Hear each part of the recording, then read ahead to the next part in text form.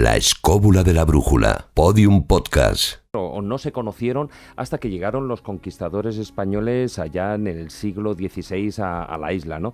Entonces, a partir de ahí, pues estas momias han supuesto una especial admiración en todo el mundo e incluso, también se ha sufrido en un momento determinado el saqueo porque precisamente cuando hubo una época, estamos hablando de los siglos XVI, XVII, XVIII, etcétera, se consumía lo que era el polvo de momias egipcio, que eran las famosas momias egipcias, en las monarquías en Europa, con lo cual, a falta de momias egipcias, se traían momias guanches, con lo cual, eso ha supuesto una sistemática expoliación de las momias guanches de las Islas Canarias, sobre todo, evidentemente, como estoy apuntando, de Tenerife.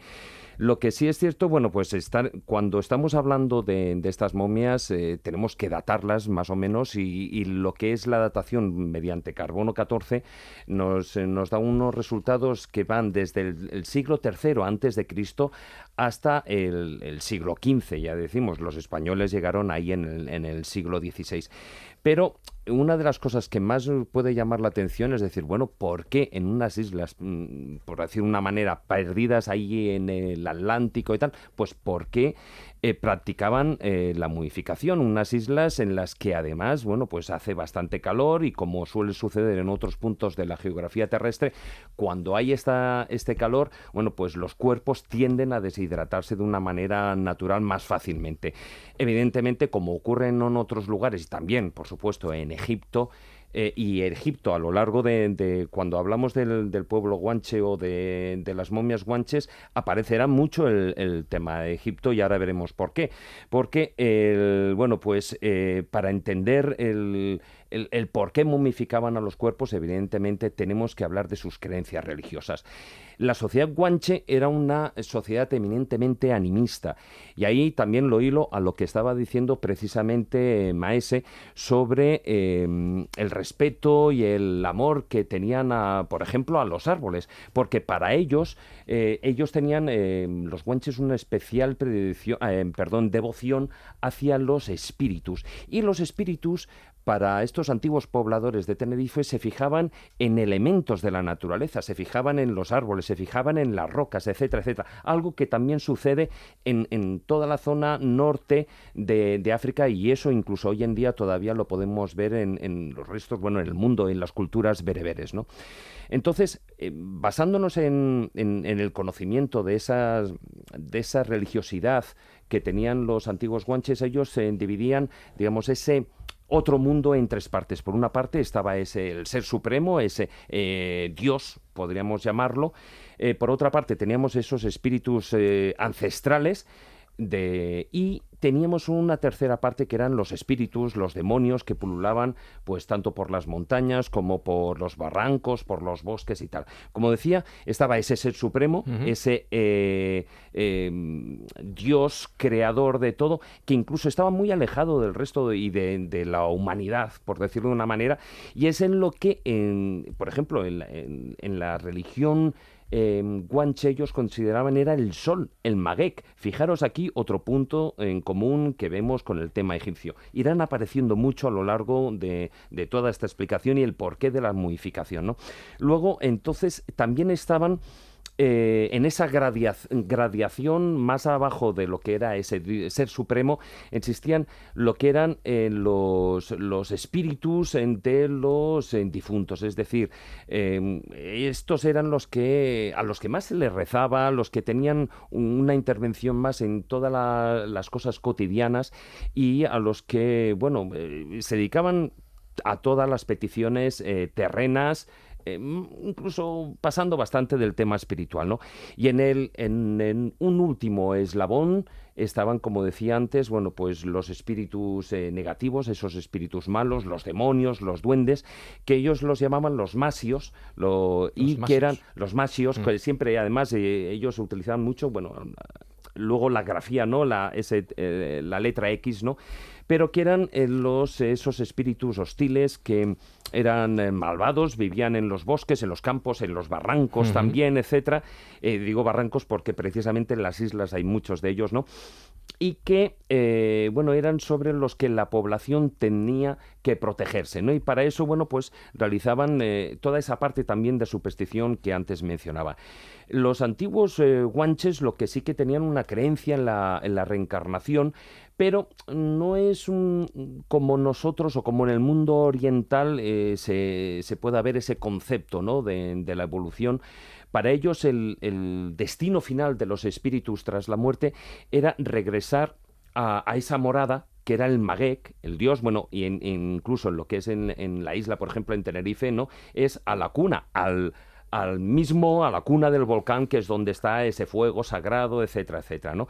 Y entonces, fijaros, cuando ellos entendían ese Maguec, ese sol, y a los espíritus que se unían a ese dios, era el que realizaba su recorrido por todo el cielo de un lado al otro, es decir, desde el amanecer al atardecer.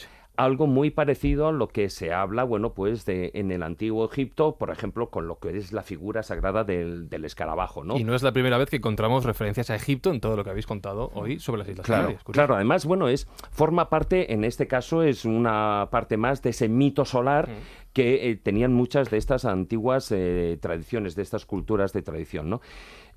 Para ellos, para los guanches, entonces, cuando nacían, existían dos partes, lo que es la parte física y la parte espiritual. La parte espiritual, cuando morían, pues ya iba a ese otro mundo, a ese más allá, pero igual que sucedía con los egipcios, pues lo que les preocupaba era la parte física, y por eso ellos, al igual que los egipcios, pues momificaban.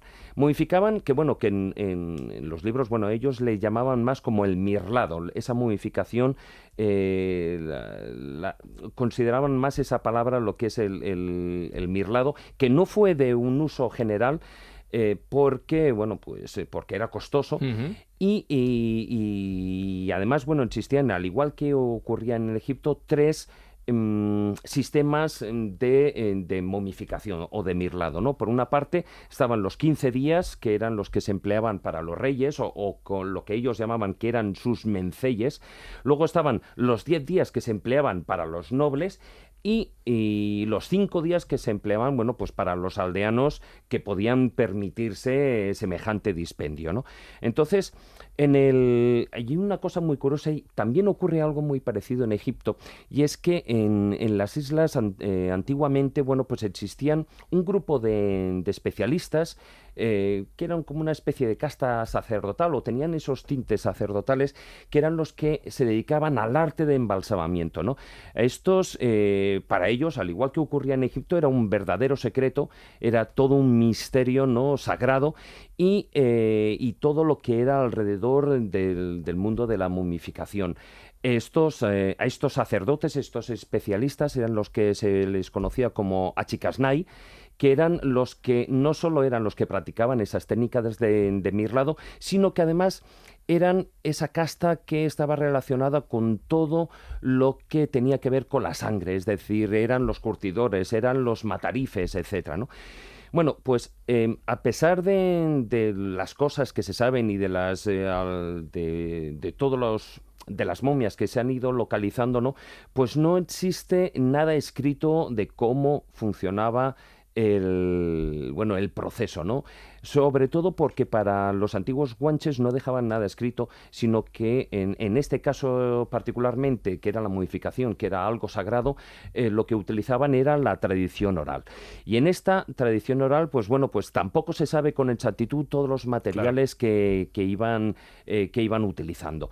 Lo que sí que además existían una serie de rituales alrededor de la momificación. Alguna vez en el programa hemos hablado alguno de ellos, pero cuando tenían el cuerpo, básicamente lo que hacían era desecarlo. En algunas ocasiones utilizaban lo que es la evisceración, es decir, el corte en el abdomen para quitar algunas vísceras, pero era rarísimo. Lo que hacían era cavaban una especie de agujero en el suelo tan largo como la longitud de la persona que había fallecido, y ahí ponían una serie de brasas, de escoldos en el suelo, y a cierta altura, como puesto sobre unas parihuelas, colocaban el cuerpo del difunto. ¿Para qué? Para que a través del calor y del ahumado, digamos, consiguiera secarse ese cuerpo y quedar de una manera, además, bueno, pues que perdiera el peso, ¿no? Y luego, posteriormente, se envolvía ese cuerpo con pieles curtidas de animales, que además no solo protegían al cadáver, sino que además servían para señalar el rango, y eso es algo muy importante, ¿no? Y el rango y lo que es la identidad del difunto, en el caso de que los familiares en alguna ocasión fueran allí a la cueva, porque esto se realizaba en cuevas, pues pudieran saber cuál era el difunto. Su difunto en Con lo particular, cual, ¿no? tiempo después, para identificar por lo menos el tipo de momia, ya tienes, según la técnica que se ha usado, de la que hablabas antes, y el símbolo que se haya impreso en ellas. Exactamente. Y a partir de ahí empezaban todos los rituales. Los rituales que alguna vez, como antes decía, hemos comentado alguno de ellos, como que, bueno, eran... sí, cuando hablamos del programa sobre Roma, por ejemplo, el que, bueno, hay costumbres que son muy, muy parecidas, ¿no? Porque el difunto era llevado a casa y a partir de ahí, por ejemplo... estaban todo el tema de las plañideras, incluso de una manera muy exagerada, llanto desconsolado, etcétera, y la momia era colocada fuera de lo que era la casa, y los familiares y amigos saltaban 3 veces por encima de su cuerpo. ¿Para qué? Para que ese alma, ese saxo interno que ellos denominaban, ¿no? Pues para que no se arrimara a alguno de los familiares o de los vivos, ¿no? Es curioso porque también, bueno, pues ellos consideraban que el espíritu todavía permanecía junto a la momia durante aproximadamente unos 8 días. Y ese era en muchas ocasiones el tiempo que duraba el banquete que venía a continuación. El banquete, un festín en el que, bueno, pues se cantaba, se bailaba, se reía, etcétera. Y incluso la propia momia tenía ahí su plato y participaba en las fiestas, ¿no? Una vez que ya había transcurrido ese tiempo, era otro tipo, una casta sacerdotal, que eran los iboibos, los que se llevaban a la momia para depositarla nuevamente en la cueva. Y allí, bueno, pues se tapiaba la cueva. Ahí ya volvían, evidentemente, todos los rituales de llantos, bueno, pues por despedir a la persona difunta, al familiar. Y la cueva era tapiada finalmente. Luego también, bueno, había a los niños, por ejemplo, se les trataba de una manera diferente, sobre todo porque ellos consideraban que los niños todavía menores de 7 años, bueno, pues todavía el alma no se había aposentado adecuadamente en el cuerpo, con lo cual la vuelta a ese mundo del más allá les era mucho más sencilla, ¿no? Había ahí luego otra casta sacerdotal, que era el que se quedaban en la puerta de la cueva durante 28 días, es decir, durante toda una luna, para ver si el espíritu del difunto iba hacia un lado o iba hacia el otro, es decir, o iba hacia el mundo del más allá, o de alguna manera se arrimaba a las cosas terrenales y se podía convertir en un espíritu maligno, esos espíritus que vagaban por los bosques y por las montañas, ¿no? Luego, y ahí antes he mencionado la momificación que se practicaba a los reyes, a los menceyes. En una momificación especial, ahí los datos que tenemos ha sido por uno de los grandes investigadores, uno de los grandes estudiosos sobre lo que es la cultura guanche, que es Juan Betancur Alfonso, que en sus obras, bueno, él habla de un producto que es el bálsamo de guanches, ese que era el único y exclusivamente dedicado para momificar a los guanches. En un momento determinado, después de secar el cuerpo, se hacía como una incisión en la nuca y se colgaba al difunto por los dedos, es decir, como lo podíamos hacer en las matanzas del cerdo, ¿no? Qué imagen, sí. Con lo cual el difunto iba desangrándose y en ese momento a través de alguna de las venas se introducía ese bálsamo de guanche que tenía de por sí la capacidad de momificar al resto del cuerpo. No sabemos a día de hoy de qué constaba, ¿no? Pero sí que al menos, bueno, pues ya digo, existen esos escritos en los que se hace referencia a que la momificación, en el caso de los menceyes, pues era absolutamente diferente. Y me gustaría terminar, y antes estamos comentando todo el tema de la similitud que podían tener esas Canarias, ¿no? Precisamente con todo el tema de las momias, o sea, las momias guanches con el antiguo Egipto. Hay muchos puntos en común, no vamos a hablar de pirámides o no, porque eso es tema para otro programa, desde luego que sí, pero sí que, bueno, pues antes he mencionado alguna de ellos, ambos adoraban al sol, el Magek, ¿no? Como máxima divinidad.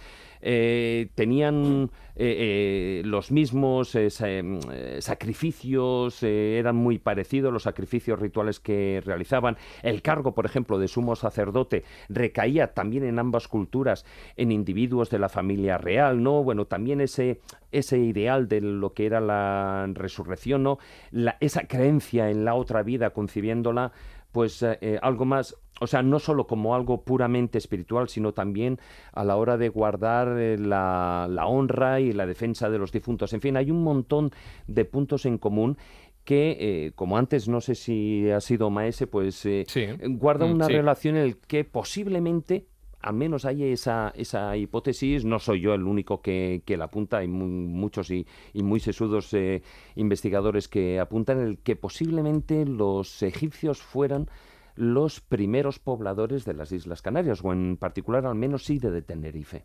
Ese es el gran titular del programa hasta ahora. Posiblemente los egipcios fueron los primeros habitantes de las Canarias. Es algo bastante común. Piensa que ellos controlaron lo que es la franja norte de África. Y bueno, pues a ver, no es como lo mismo para nosotros. Las Canarias están ahí a la vuelta de la esquina.